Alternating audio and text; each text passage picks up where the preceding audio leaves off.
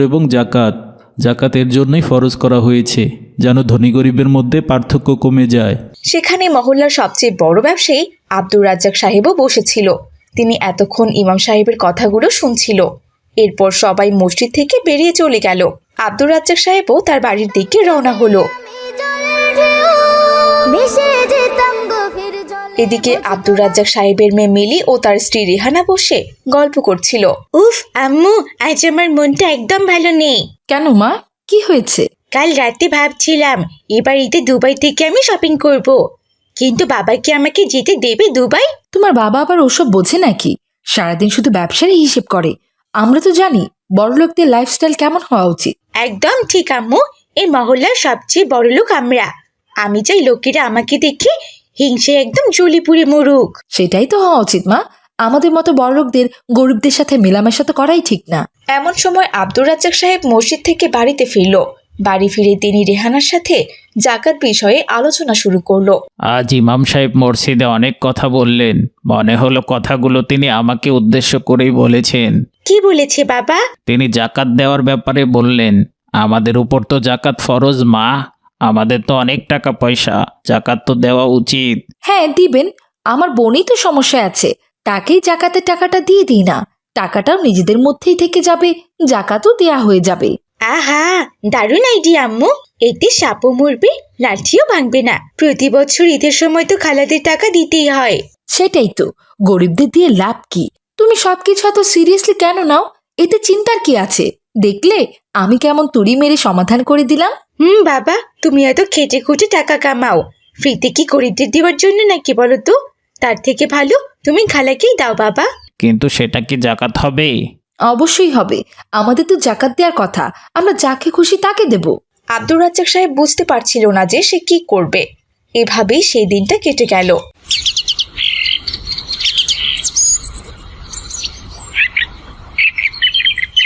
পরদিন কামাল মিয়া রাস্তা দিয়ে চিন্তিত মনে বাড়ি ফিরছিল। তার চেহারায় গভীর ক্লান্তি, যেন জীবন তাকে প্রতিদিন আরো বেশি ক্লান্ত করে দিচ্ছে। আজকেও কাজের সন্ধানে বের হয়েছিল সে, কিন্তু তার কপালে কাজ জোটেনি। ঘরে তার মেয়ে মালিহা অপেক্ষা করছে তার জন্য। হে আল্লাহ, এইভাবে আর কতদিন? তুমি তো দেখছো আমার অবস্থা, আমাকে একটু সাহায্য করো আল্লাহ। আমার মেয়েটার দিকে অন্তত একটু তাকাও। ঠিক তখনই সে একজন ভদ্রলোক আসতে দেখেন তার দিকে। তিনি আর কেউ নন, তাদের মহল্লার মসজিদের ইমাম সাহেব। ওনাকে দেখে কামাল মিয়া একটু সামলে নিল। আসসালামু আলাইকুম কামাল ভাই। ওয়ালাইকুম আসসালাম হুজুর, কেমন আছেন হুজুর? আলহামদুলিল্লাহ ভালো আছি কামাল ভাই, কিন্তু আপনাকে দেখে তো ভালো মনে হচ্ছে না। কেমন আছেন আপনি? আল্লাহ যতটুকু ভালো রেখেছেন ততটুকুই ভালো আছি। তবে দিন আমার খুব একটা ভালো যাচ্ছে না হুজুর, কোনো কাজই পাচ্ছি না করার মতো, তাই সংসারটাও ঠিক মতো চলছে না। আমি জানি কামাল ভাই, এজন্যই আপনাকে খুঁজছিলাম।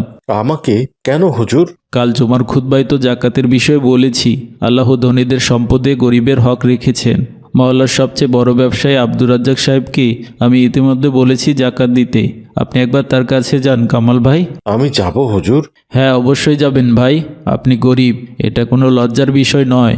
আল্লাহ আপনাদের পরীক্ষা নিচ্ছেন। জাকাত আপনার হক, এটা চেয়ে নিতে কোনো লজ্জা নেই ভাই। যদিও নিয়ম ধনীদের খুঁজে জাকাত পরিশোধ করা। কিন্তু হুজুর, বড়লোকরা কি অত সহজে গরিবদের হক আদায় করে? তারা তো নিজের আত্মীয় স্বজনদেরকেই দিয়ে দেয়। সেটাই তো ভুল। আল্লাহ বলেছেন জাকাত আত্মীয়দের মাঝে দেওয়ার জন্য নয়, আত্মীয়র হক আলাদা।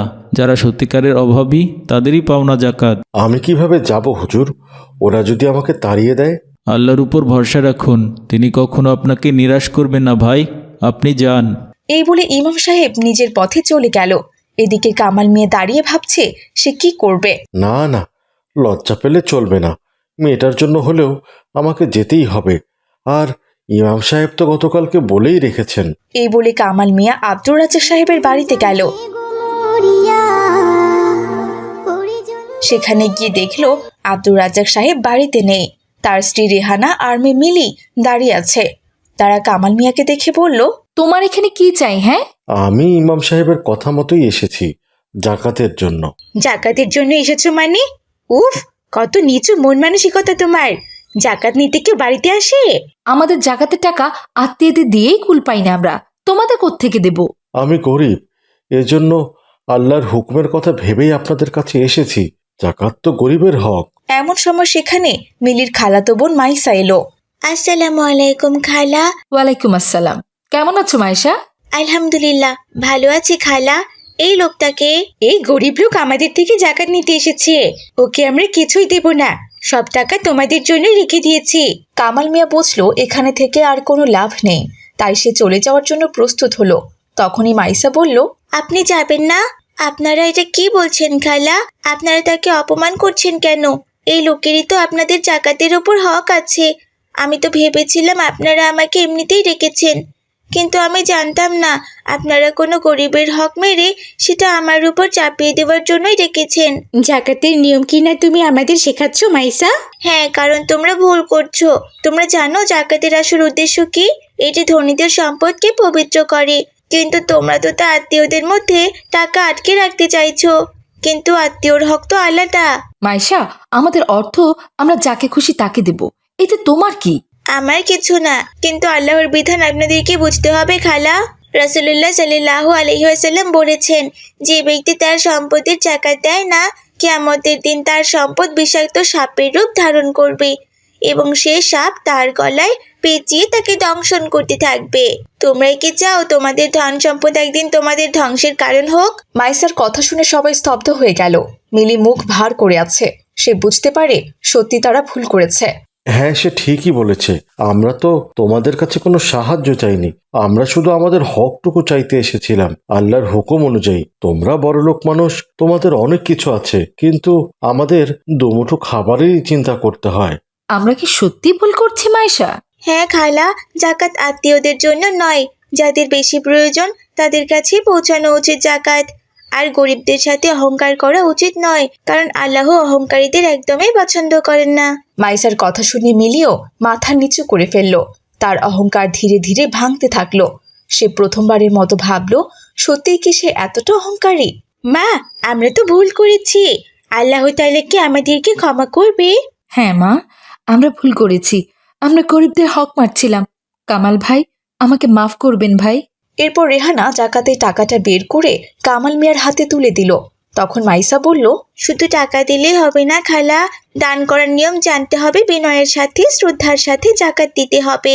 এটি গরিবদের করুণা দেখানো নয়, বরং আল্লাহর হুকুম পালন করা। তুমি ঠিক বলেছ মাইশা, আমরা অহংকারে অন্ধ হয়ে গিয়েছিলাম। রেহানা নিজের ভুল বুঝতে পারল। এরপর থেকে প্রতি বছর রেহানা ও মিলি যথাযথ নিয়মে জাকাত প্রদান করতে শুরু করলো। এতে করে কামাল মিয়ার মতো মানুষের জীবনে কিছুটা স্বস্তি ফিরে এলো। মা মাইশা, তুমি কি ঘুমানো দোয়া পড়েছো মা? না আম্মু, আমি তো ঘুমানোর দোয়াটা পড়তে ভুলে গেছি। ঠিক আছে মা, চিন্তা নেই, আমি তোমাকে আবার মনে করিয়ে দিচ্ছি। শোনো তাহলে, ঘুমের আগে এই দোয়াটি পড়তে হয়, আল্লাহুম্মা বিসমিকা আমতু ওয়া আহিয়া। এর অর্থ হচ্ছে, হে আল্লাহ, তোমার নামেই আমি মরব এবং বাঁচব। আল্লাহুম্মা বিসমিকা আমুতু ওয়া আহিয়া। খুব ভালো হয়েছে মা। প্রতিদিন ঘুমানোর আগে তুমি এই দোয়া পড়লে আল্লাহ তোমাকে সবসময় রক্ষা করবেন। আম্মু, আমি কি প্রতিদিন রাতে ঘুমানোর সময় এই দোয়াটি পড়বো? হ্যাঁ মা, তাহলে প্রতিদিন রাতে আল্লাহর রহমত তোমার ওপর থাকবে। ঘুমানোর সময় আমরা যেন সবকিছু আল্লাহর কাছে সমর্পণ করেই ঘুমাই, ঠিক আছে মা? আচ্ছা আম্মু, আমি তাহলে আজ থেকে প্রতিদিন এই দোয়া পড়বো। তাহলে আল্লাহ তাআলা আমাকে ভালো রাখবেন। আলহামদুলিল্লাহ। হ্যাঁ মা, আল্লাহ তোমাকে সবসময় ভালো রাখবেন। তুমি সবসময় আল্লাহর কথা মনে রেখো এবং তার প্রতি কৃতজ্ঞ থেকো, কেমন? আমি তোমার কাছ থেকে এমন আরো অনেক দোয়া শিখতে চাই আম্মু। নিশ্চয়ই মা, ধীরে ধীরে আমি তোমাকে আরো অনেক দোয়া শিখাবো। এখন ঘুমানোর সময়, চলো এখন চোখ বন্ধ করো আর আল্লাহ তাআলার উপর ভরসা করেই ঘুমিয়ে পড়ো। আম্মু, আমি আল্লাহকে অনেক ভালোবাসি। আমিও মা, এখন ঘুমাও তুমি, আল্লাহ তোমাকে অনেক ভালো রাখবেন।